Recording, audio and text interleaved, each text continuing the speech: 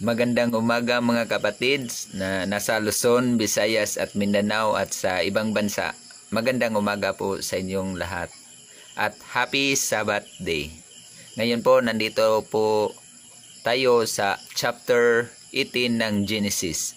Babasahin ko po at pwede nyo ding sundan sa inyong mga Biblia. Ito ang sinasabi sa Genesis chapter 18.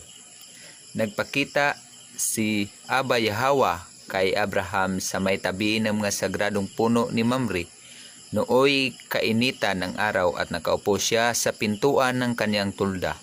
Walang ano-ano'y may nakita siyang tatlong lalaki nakatayo sa di kalayuan. Patakbo niyang sinalubong ang mga ito at sa kanila yumuko ng halos sayad sa lupa ang mukha at sinabi, "Mga Ginoo, kung inyong mamarapatin, tumuloy po muna kayo sa amin. Magpahinga muna kayo rito sa ilalim ng puno at kukuha ko kayo ng tubig na panghugas sa inyong mga paa. Ipaghahanda ko na rin kayo ng makakain para lumakas kayo bago kayo maglakbay. Ikinagagalak ko kayong paglingkuran habang narito kayo sa amin." Sila'y tumugon, "Salamat, ikaw ang masusunod." Dali-daling pumasok sa tulda si Abraham at sinabi kay Sarah, "Dali, kumuha ka ng 3 takal na magandang harina at gumawa ka ng tinapay." Pumili naman si Abraham ng isang matabang guya mula sa kawan at pinaluto kaagad sa isang alipin. Kumuha rin siya ng kiso at gatas kasamang nilutong karne at inihain sa mga panauhin. Hindi siya lumalayo sa tabi ng mga panauhin habang kumakain ang mga ito. Tinanong nila si Abraham, "Nasaan ang asawa mong si Sarah?" "Naroon po sa tulda," sagot niya. Sinabi ng isa sa mga panauhin, "Babalik ako sa 1 taon sa ganito ring panahon at pagbalik ko'y may anak na siya." Noon ay sa kasalukuyan nakikinig si Sarah sa may pintuan ng tulda sa likuran ng panauhin. Ang mag-asawang Abraham at Sarah ay parihong matanda na at hindi na dinaratnan si Sarah. Lihim na natawa si Sarah at nagwika sa sarili, "Ngayong ako'y matanda na, pati ang aking asawa, masisiyahan pa kaya ako sa pakikipagtalik?" Bakit natawa si Sarah at nagsabing kung kailan pa siya tumanda saka siya magkakaanak? Tanong ni Abba Yahweh kay Abraham. Mayroon bang hindi kayang gawin ni Abba Yahweh? Tulad ng sinabi ko, babalik ako sa 1 taon at pagbalik ko'y may anak na siya. Dahil sa takot, nagkaila si Sarah at ang wika, "Hindi po ako tumawa." Ngunit, sinabi niya, "Huwag ka nang magkaila, talagang tumawa ka." Pagkatapos umalis ang 3 lalaki at inihatid sila ni Abraham hanggang sa isang dako na natatanaw na ang Sodoma, sinabi ni Abba Yahweh, "Hindi ko dapat ilihim kay Abraham ang aking gagawin, sapagkat pinili ko siya upang maging ama ng isang malaki at makapangyarihang bansa. Sa pamagitan niya ang lahat ng mga bansa sa daigdig ay aking pagpapalain. Pinili ko si Abraham upang turuan niya ang kanyang lahi na sumunod sa aking mga utos sa pamagitan ng paggawa ng matuwid at pagpairal ng katarungan. Kapag nangyari iyon, tutuparin ko ang aking pangako sa kanya." Kaya't sinabi ni Abba Yahweh, "Katakot-takot na ang sumbong sa akin laban sa Sodoma at Gomora at napakalaki ng kanilang kasalanan. Kaya't bababa ako roon at aalamin ko kung totoo o hindi ang paratang labang sa kanila." Umalis nga ang mga lalaki at nagpunta sa Sodoma, ngunit naroon pa rin si Abba Yahweh sa tabi ni Abraham. Itinanong ni Abraham, Lilipulin mo ba ninyo ang lahat ng tao, ang mabubuti kasama ang masasama? Sakali pong may 50 mabubuting tao sa lungsod, wawasakin pa rin ba ninyo iyon? Hindi po ba ninyo warin ang lungsod alang-alang sa 50 iyon? Naniniwala po akong hindi ninyo idadamay ang mabuti, hindi ninyo gagawin iyon sapagkat kung ganito ang mangyari, parihong magdurusa ang masama at ang mabuti. Hindi ninyo magagawa iyon. Makatarungan ang hukom ng buong daigdig. At sumagot si Abay Hawa, hindi ko wawasakin ang lungsod alang-alang sa 50 mabubuting tao. Ipagpaumanhin po ninyo ang aking kapangahasan, wika ni Abraham. Wala po akong karapatang magsalita sa inyo, sapagkat ako isang hamak na tao lamang. Kung wala pong 50 at 45 lamang ang mabubuti, wawasakin pa rin ba ninyo ang lungsod? Hindi ko wawasakin alang-alang sa 45 iyon, tugon ni Abay Hawa. Nagtanong muli si Abraham, kung 40 lamang, hindi ko wawasakin ang lungsod. Alang-alang sa 40 iyon, tugon sa kanya. Huwag sana kayong magagalit, magtatanong pa ako. Kung 30 lamang ang mabuting tao roon, wawasakin ba ninyo? Sinagot siya, hindi ko wawasakin ang lungsod alang-alang sa 30 iyon. Sinabi pa ni Abraham, mangangahas pa uli ako, kung 20 na lamang ang mabubuting tao roon. Hindi ko pa rin wawasakin ang lungsod alang-alang sa 20 iyon, muling sagot sa kanya. Sa uling pagkakataon ay nagtanong si Abraham, ito na po lamang ang itatanong ko, papaano po kung 10 lamang ang mabubuting tao roon? Hindi ko pa rin wawasakin ang lungsod alang-alang sa 10 iyon. Sagot ni Abay Hawa. Pagkasabi nito, umalis na si Abay Hawa at umuwi naman si Abraham. Yadayon po ang nakasulat sa chapter 18. Unang-una po, kukunin po natin ang punto o yung paano naglingkod si Amang Abraham sa kanyang mga bisita. Katulad po ni Amang Abraham, kung paano niya pinaglingkuran ang kanyang mga bisita, binigyan ng tubig, pagkain. At dito rin natin nakukuha na madalas sa mga righteous man na unang ibinibigay nila kapag may bisita sila ay tubig. Sa nakikita ko po dito, ang tubig po ay inaalay nila upang paghugas sa paa. Tulad na lang po ng galing ng paglalakbay, yung tubig, siyempre, ito ang ginagamit panghugas ng paa. Ito rin ang nangyayari sa panahon nung mga anghel na pumunta ni Lot. Tubig din ang kaniyang inalay at naghugas din ng paa. Dito po po ako ng connection dito sa mga pangyayaring ito, yung panahon po ng Misaya kung saan hinugasan din niya ang mga paa ng 12 apostles niya, kung saan kanyang ipinagpatuloy o kanyang binindisyonan na pagpatuloy ang kanilang journey sa pagbabahagi ng utos o sa pagbabahagi ng salita ng alahayam. Dahil po yung tubig sa ibang paliwanag, ipapaliwanag po natin ano po ang kahulugan nito ng tubig. Yung may connection po ba ito sa bautismo o ano lang ito, bakit ganito talaga ang kanilang mga karakteristik o yung una nilang mga gidalit sa kanilang mga bisita. Kaya po sa susunod, bibigyan po natin ng linaw ito kung ano ang kahalagahan ng tubig. Dahil po sa pananampalataya po sa Abay Hawa, dapat may cleanliness talaga na sinasabi na kung magpupuri tayo, kung may gagawin tayong alay, nakasulat po sa Torah na dapat may tamang kaayusan talaga. Yun, may paglilinis ng kamay at may makukuha po tayong mga importante na mga aral po natin na dapat po nating gawin.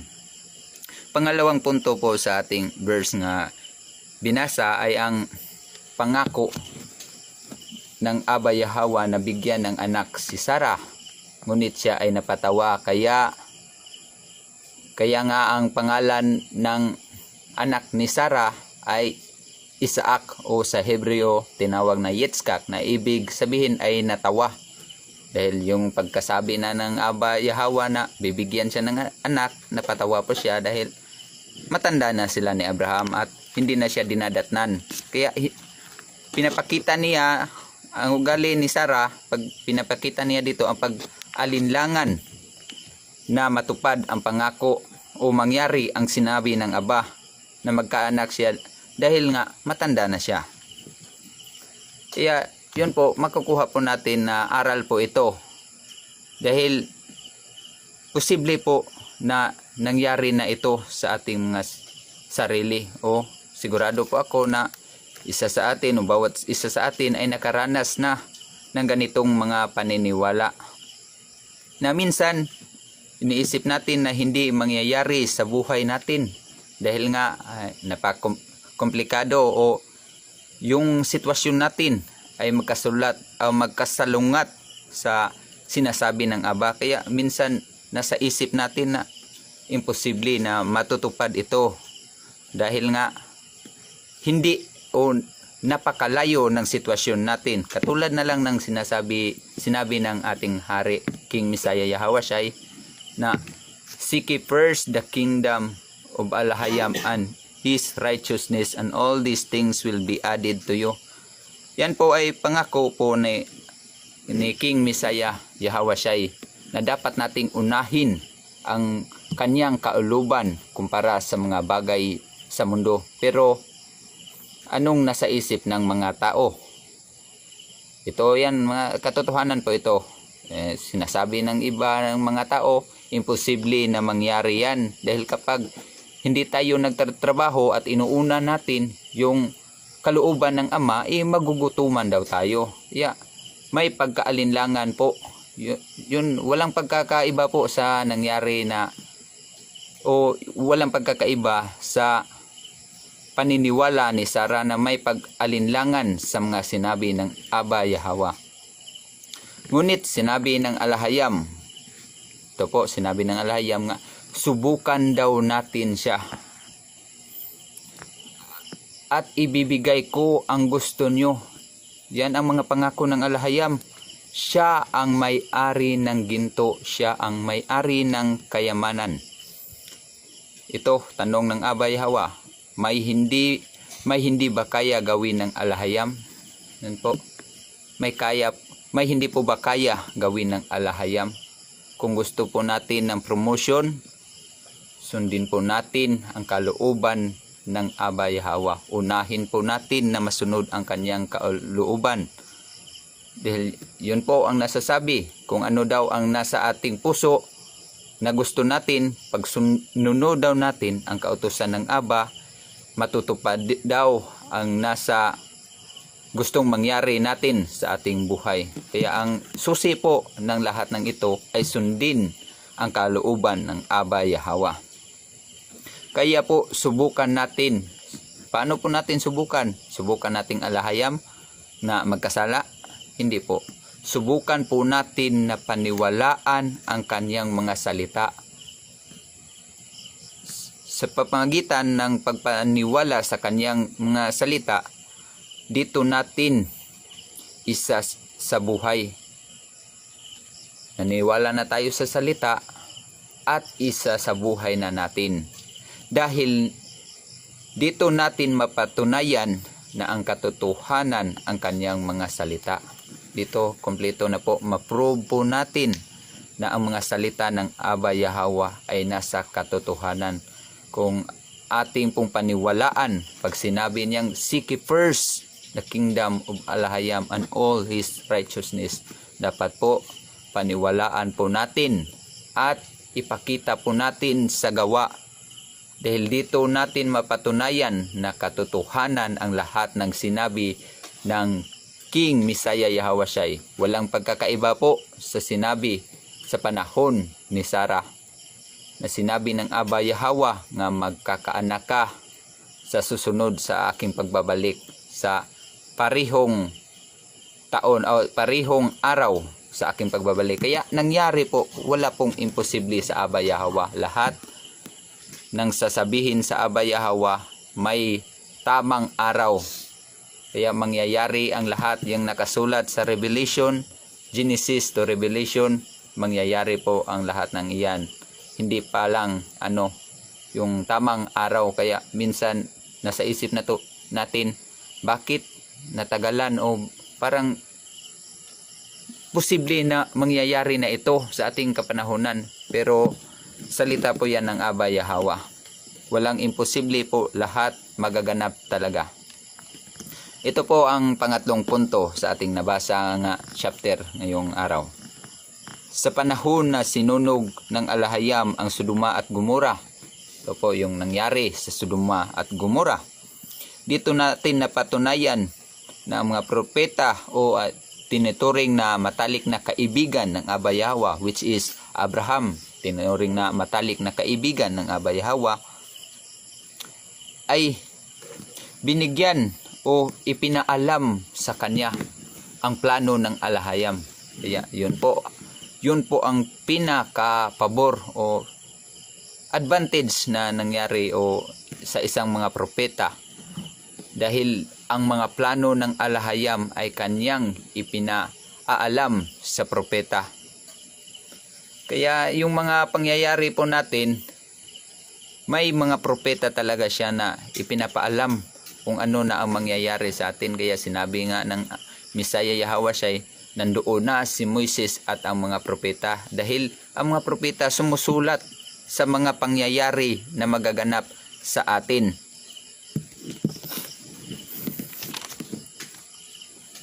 At ito, nakahiling o yung pabor na humiling si Abraham na kung may 50 o 50 na tao na matutuwid, gugunawin mo pa ba yung Sodoma o Gomora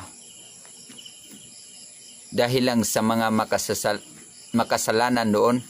Yun hanggang yun ang mga hiling ni Abraham, hanggang umabot sa 40 na tao, 30, 20, hanggang sa huli ay 10. Hiniling po yun ni Abraham na kung may matutuwid, gugunawin mo pa ba yung Sodoma o Gomora? Dahil alam naman natin, marami tayong nababasa na ang mga gawain ng mga Sodoma at Gomora ay baliktad po sa kung ano ang tama. Yan po ang kanilang mga batas. Wala na sa ayos. Kung ano ang tama sa kanila ay masasama. Hanggang 10. Kaya ang 10 granted ng Aba.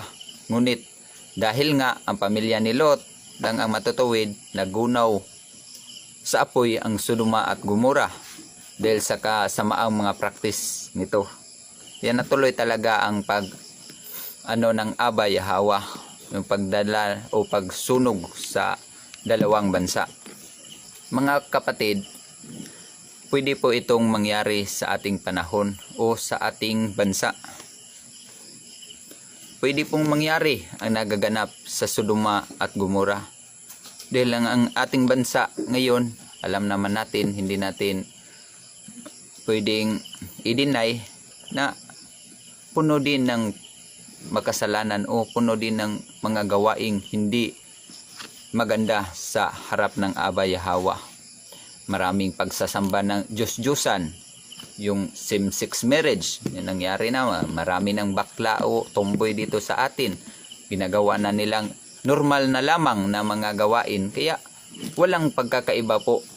Kung kukwintahin po natin, mas malala pa siguro ang ating bansa ngayon kumpara sa Sodoma at Gomora, dahil nga po high-tech na tayo. Yung kasalanan madali na ding gawin, high-tech na din na gawin ang kasalanan. Kaya pwedeng-pwede, dahil sa kasalanan natin, sa kasalanan ng bansang ito, pwede pong gunawin ng Aba Yahweh dahil sa kasalanan ng mga tao. Ngunit ito pong tandaan natin,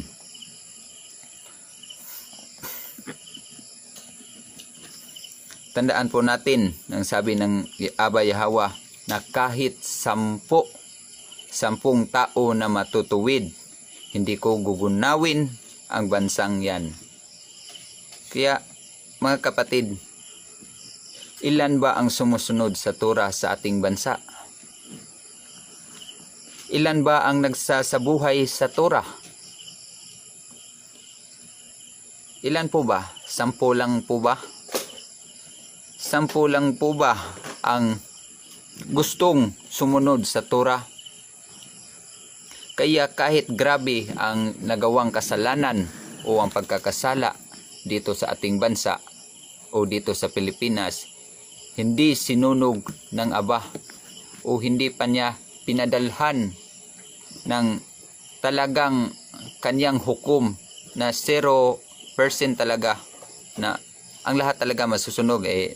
Na experience natin, may baha, may lindol, yan mga hukom din yan ng Aba, pero hindi talaga totally lahat na tulad na nangyari sa Sodoma na nagugunaw talaga. Kaya po napakapabor po natin. Swerte po tayo dahil sa Pilipinas may mga taong nagsasabuhay ng Torah. May mga tao pong nag-aaral na paano gawin ang Torah, paano po natin ma-practice. Hindi naman natin masasabi na totally 100% na sunod natin ang Torah. Ngunit ang hinahanap ng Aba, yung kagustuhan na talagang sumunod. Kahit hindi natin perfect, ngunit talagang gusto natin na gawin. Kaya humahanap tayo ng paraan na matupad o gawin o sumunod sa Torah. Kahit pa magbitaw sila ng mga sumpa o curse, kahit pa, ngunit sa mga taong sumusunod sa Torah, hindi tatalabo ang lahat ng mga sumpa na binitawan ng mga ibang tao sa atin. Kahit pa yung mga taong presidente o yung mga taong kilala magbitaw ng mga sumpa sa atin. Ngunit kapag tayo ay depende sa Torah o dito tayo nakastan sa Torah, ito po ay imposibleng tatalab ang sumpa sa atin. Kaya hindi po tayo dapat sa atin yung hindi po tayo dapat lang po tayo na yung kalmado lang po tayo sa mga pangyayari natin ngayon. Dahil ang Aba ay righteous. Ang Aba Yahweh ay equal. Ang Aba Yahweh, ang kanyang hukom ay hindi pwedeng magkamali. Kaya hindi po tayo dapat mangamba sa ating stand ngayon dahil nasa Torah po tayo nakastan. Alam ko naman po na grabe ang mga karanasan natin ngayon na nangyari sa Kawan. Grabe ang mga critics na nangyari sa atin.